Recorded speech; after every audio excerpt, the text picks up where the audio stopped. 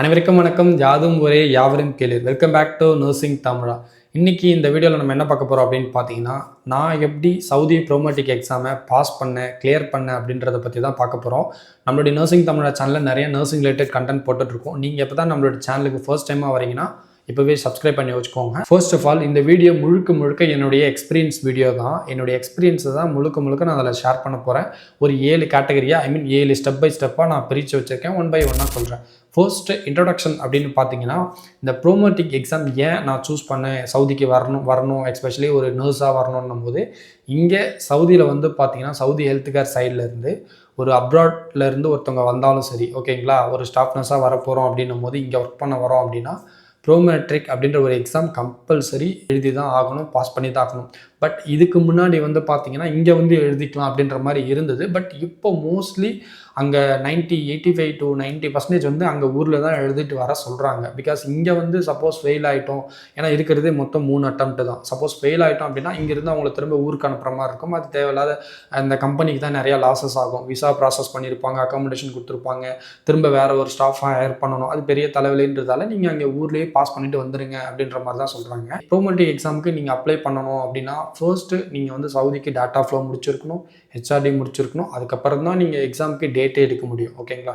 எக்ஸாமுக்கு டேட் அப்படின்னும் போது பார்த்தீங்கன்னா மாதத்துக்கு ஒரு 4 டேட்டாவது இருக்கும். 2லேருந்து 4 டேட் இருக்கும் சம் ஒகேஷன்ஸில். ஓகேங்களா.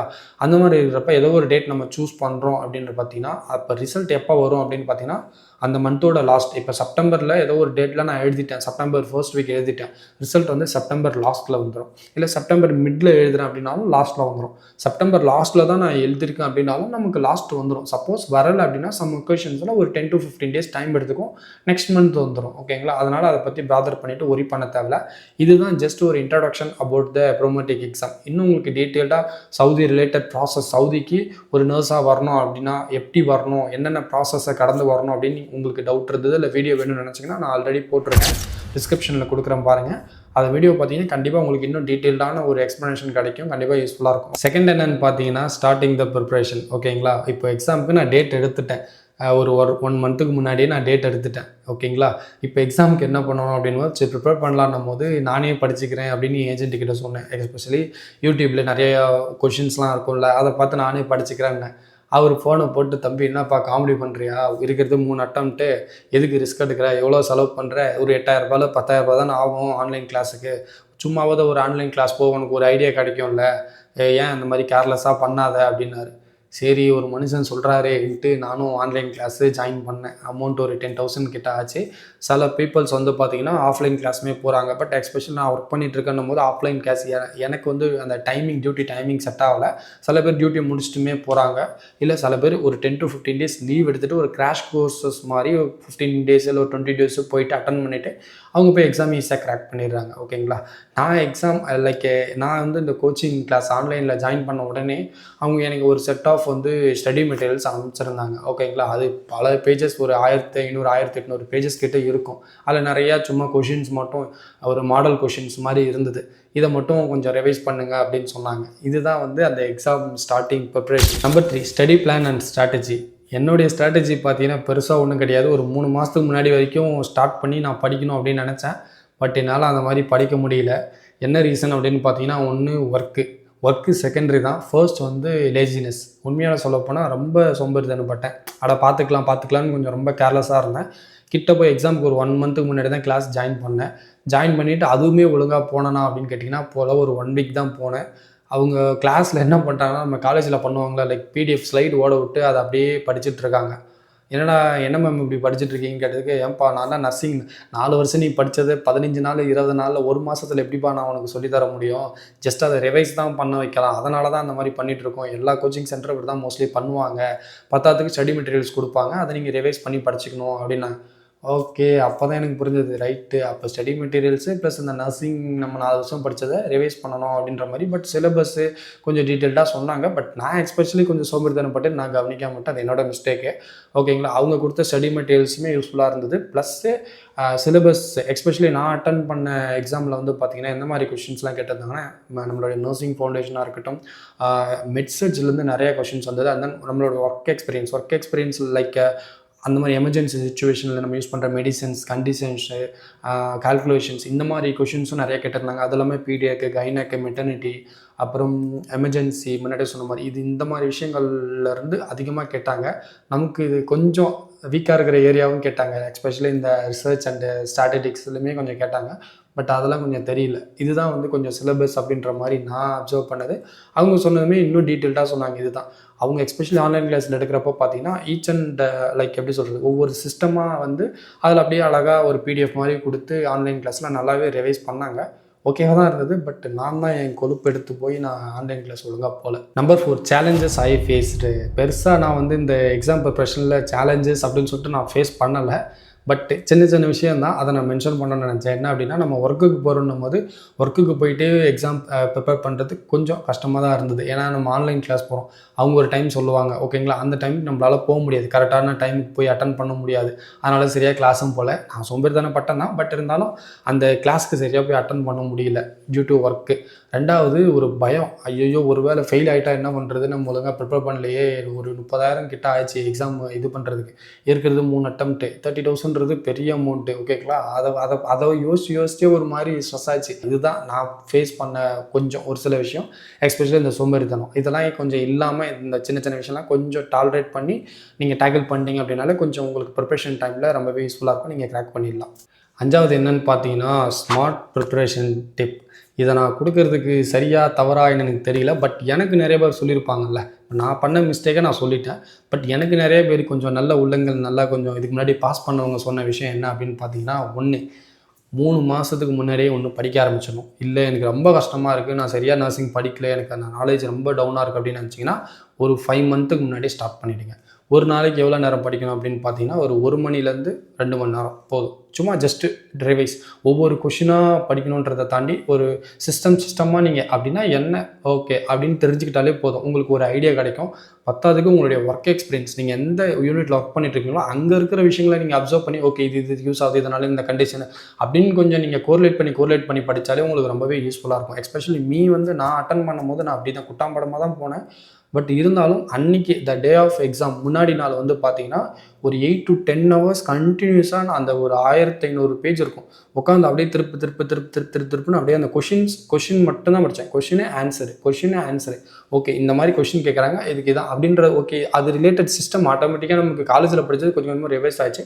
மறுநாள் போய் அப்படியே இன்றைக்கி ஃபுல்லாக பார்த்தது, மறுநாள் வாந்தி எடுத்து அதுதான் எக்ஸாமு ரிசல்ட்டு கொஞ்சம் பாசிட்டிவாக வந்துருச்சு. கிளாஸ் போகணுமா வேணாமான்னு என்ன கேட்டிங்கன்னா, கட்டாயம் கிளாஸ் போங்கன்னு தான் சொல்லுவேன். பிகாஸ் நம்ம 4 வருஷம் படித்ததை ஒரு மாதத்தில் ரிவைஸ் பண்ணணுன்றது கொஞ்சம் சாதாரண விஷயம் கிடையாது.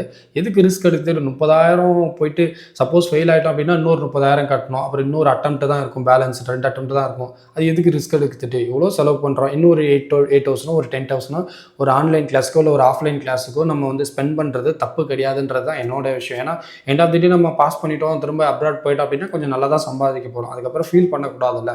அதுக்கு தான் சொல்கிறேன். யாராவது இந்த மாதிரி ஃபெயில் ஆகிருக்காங்களா அப்படின்னு கேட்டிங்கன்னா, 3 அட்டம்ப்ட் ஃபெயில் ஆகிட்டு ஊருக்கு போனவங்க நிறைய பேர் இருக்காங்க. அதனால தான் சொல்கிறேன், அந்த மாதிரி ரிஸ்க் எடுக்காதீங்க. பட் ஈஸியாக கஷ்டமானு கேட்டிங்கன்னா ஈஸி தான், ஓகேங்களா. இந்த மார்க் டெஸ்ட்டுன்னு சொல்லுவாங்க பார்த்தீங்களா, ஒரு மணி நேரம் நீங்கள் படிக்கிறீங்கன்னா ஒரு 1/2 hour யூடியூப்பில் போய்ட்டு ஒரு 30 கொஷின் 40 கொஷின் அப்படியே பாருங்கள். நிறைய வீடியோஸ் இருக்குது. நானும் அப்படி பார்த்தேன் கொஞ்சம், பட் ரெகுலராக பார்க்கல, ரேண்டமாக அப்பப்போ கொஞ்சம் பார்த்தேன். அந்த மாதிரி பார்த்தீங்கன்னா டெய்லி ஒரு 1/2 hour நீங்கள் கொஷின்ஸ் நீங்கள் ஓகே இதுக்கு இது ஆன்சர், அப்போ இது தெரில, அப்போ நம்ம இந்த சிஸ்டத்தில் வீக்காக இருக்கும், அப்போ இந்த சிஸ்டத்தை போய் நம்ம கொஞ்சம் படிப்போம், கொஞ்சம் டீட்டெயிலாக தெரிஞ்சுப்போன்ற மாதிரி உங்களுக்கு ஒரு ஐடியா கிடைக்கும். இந்த மாதிரி விஷயம்லாம் பண்ணலாம். பட் அதே மாதிரி இந்த மார்க் டெஸ்ட் நீங்கள் பிளான் பண்ணுறப்ப பார்த்தீங்கன்னா நமக்கு இந்த டைம் மேனேஜ்மெண்ட் அப்படின்ற ஒரு விஷயம் இருக்குல்ல. பிகாஸ் எக்ஸாமுக்கு குறிப்பிட்ட டைம் இருக்குது, 2 பார்ட்டாக இருக்குது, இந்த டைமுக்குள்ளே முடிக்கணும்னு. அப்போ அதுக்கேற்ற மாதிரி அந்த டைம் ப்ராக்டிஸுமே நீங்கள் பண்ணுறது ரொம்பவே நல்லாயிருக்கும், ஓகேங்களா. அது எக்ஸாம் டைமில் கொஞ்சம் ஹரிபரி இல்லாமல் கரெக்டான டைமுக்கு முடித்தா ஓகேவா இருக்குது. இன்கேஸ் ஒரு 30 கொஷினோ 40 கொஷினோ நீங்கள் அட்டன் பண்ணாமல் விட்டுட்டீங்க அப்படின்னா அது ஈஸியாக மார்க் போயிடுச்சுன்னா கொஞ்சம் கஷ்டமாயிடும். அதனால் இந்த மாதிரி மிஸ்டேக்லாம் பண்ணாதீங்க. அடுத்ததான் என்னென்னு பார்த்தீங்கன்னா இந்த எக்ஸாம் டே, அதாவது எக்ஸாம் அன்னைக்கு என்ன நடந்தது அப்படின்றத பற்றி இப்போ சொல்கிறேன். ஃபஸ்ட்டு ஒரு 9 மணிக்கு எனக்கு எக்ஸாம் சொல்லிட்டாங்க. நான் ஒரு 1.5 மணி நேரத்துக்கு முன்னாடியே போயிட்டேன், ஒரு 2 hours முன்னாடியே போயிட்டேன். வெளியே போயிட்டு நான் எக்ஸாம் எஸ்பெஷலி சென்னையில் தான் எழுதினேன், ஓகேங்களா. அங்கே பக்கத்தில் வெளியில் நிறைய கடைலாம் இருந்தது, போயிட்டு சாப்பிட்டுட்டேன். அங்கே தான் போயிட்டு நூடுல்ஸோ சம்திங் ஏதோ சாப்பிட்டுட்டு டீ குடிச்சிட்டு கொஞ்ச நேரம் வெயிட் பண்ணேன். அப்புறம் ஒரு 8 மணிக்கா உள்ளே வந்தேன். உள்ளே போய் பார்த்தா சரி நம்ம தான் முதல்ல போகிறோன்னு பார்த்தா எனக்கு முன்னாடி ஏகப்பட்ட பேர் உட்காந்துட்டு இருந்தாங்க. லைக் பேராமெடிக்கல் ஒர்க்கர்ஸாக இருக்கட்டும், இல்லை நம்ம நர்சிங்காக இருக்கட்டும், நிறைய பேருக்கு அங்கே எக்ஸாம் கண்டக்ட் பண்ணிட்டு இருந்தாங்க. உள்ளே போனோடனே நம்மளுடைய பர்சனல் பிலாங்கிங்ஸ் அந்த திங்ஸ் பேக்காக இருக்கட்டும், மொபைல் ஃபோனாக இருக்கட்டும், எல்லாருமே ஒரு லாக் கீ கொடுத்து செப்பரேட்டாக இண்டிவிஜுவலாக அவங்கவுங்க இதில் வைக்க சொல்லிட்டாங்க. வச்சு லாக் கீ மட்டும் நம்மக்கிட்ட வச்சுக்க சொல்லிட்டாங்க. ஓகேங்களா, கையில் எதுவுமே வச்சுக்க சொல்லலை. கையில் என்னென்ன அப்படின்னு பார்த்தீங்கன்னா, எஸ்பெஷலி பாஸ்போர்ட்டு, நம்மளுடைய எக்ஸாம் அப்ளை பண்ண காப்பி, அண்ட் தென் நம்மளுடைய கவர்மெண்ட் ஐடென்டிட்டி கார்டுன்னு சொல்லிட்டு ஒன்று. பிகாஸ் இது வந்து எக்ஸாம்ன்றதால இந்த சீட்டிங்ஸ்லாம் நடக்கக்கூடாதுன்றதுக்காண்டி அவாய்ட் பண்ணணும்னா, அதனால் security checkup plus identification verification சொல்லுவாங்க, ஐடென்டிட்டி வெரிஃபிகேஷன். அதுக்காண்டி தான் அந்த ஒரு ஆதார் கார்டு நம்மளுடைய டாக்குமெண்ட் ஒன்று கேட்டிருந்தாங்க. உள்ளே போனோடனே செக்யூரிட்டி A to Z நம்மளை வந்து ஃபுல்லாக வந்து இதை அனலைஸ் பண்ணாங்க. ஈவன் நம்மளோட பெல்ட்டுமே போடக்கூடாது, மெட்டல் இது வந்து இருக்கக்கூடாதுன்னு சொன்னாங்க. அதனால் பெல்ட்டுமே ரிமூவ் பண்ணி வச்சாச்சு. A to Z நம்மளை ஃபுல்லாக வந்து இந்த காலர் மடித்து விட்டது, இல்லை இந்த காலரு, இங்கே பேண்ட் இருக்கிற இடத்துல எல்லா இடத்துலையுமே பாக்கெட்டில் எல்லாமே எடுத்து வெளியே விட சொன்னாங்க. அந்த மாதிரி வச்சு கரெக்டாக A to Z security checkup பண்ணதுக்கப்புறம் உள்ளே அலோவ் பண்ணாங்க. உள்ளே போனதுக்கப்புறம் வந்து பார்த்தீங்கன்னா ஃபுல்லாக செப்பரேட் கேபினாக தான் இருந்தது. ஃபுல்லாக கேமரா, எங்கே பார்த்தாலும் மூலைக்கு கேமரா. அவ்வளோ இப்போ நான் இப்படி உட்காந்துட்ருக்கேன் ஒரு கேபின்னா, எனக்கு மேலே ஒரு 3 கேமரா 4 கேமரா இருக்குது. இப்படியும் திரும்பக்கூடாதான், இப்படியும் திரும்பக்கூடாதான். ஏதாவது டவுட்னா கையை மட்டும் தூக்குங்க அப்படின்னாங்க. ரைட்ரா அப்படின்னு இருந்தது. அப்புறம் உள்ளே போனோடனே அப்படியே கொஞ்சம் போச்சு.